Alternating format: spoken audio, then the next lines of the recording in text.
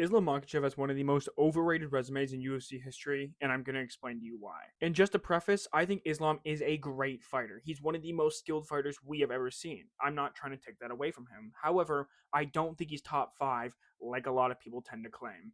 Starting off with his most recent fights where he fought Hanato Moicano on 1 day's notice. Now, that wasn't Islam's fault, but it is a factor to consider. Hanato Moicano was barely a top 10 fighter when Islam fought him.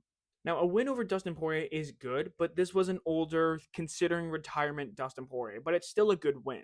Then you have Alexander Volkanovski on what I believe was 11 days' notice. It's a good win, but it's not the best win. I think the first Alexander Volkanovski win was a lot better. Now, the first Volk win was absolutely fantastic. Despite the controversy involved in that fight, it was still a fantastic fight.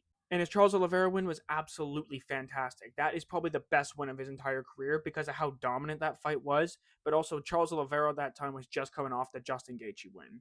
Now, this is where the resume drops off a bit. Bobby Green, short notice. Dan Hooker, short notice. Thiago Moises, who isn't even ranked. Drew Dober, who isn't even ranked. Davi Ramos, not even ranked. I don't even know if he's in the UFC anymore.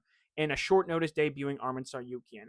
It's not that I think that these aren't good wins necessarily, but when you take a look and actually do your research, the resume just isn't fantastic.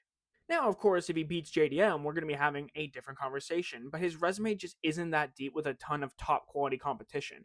And while I can't necessarily blame him for the short notice replacements and the pullouts from his opponent, I also can't praise him for that either. When it comes to fighters who tend to be the most ducked in UFC history, you can't take that away from them. That isn't their fault, but you can't also praise them for it at the same time.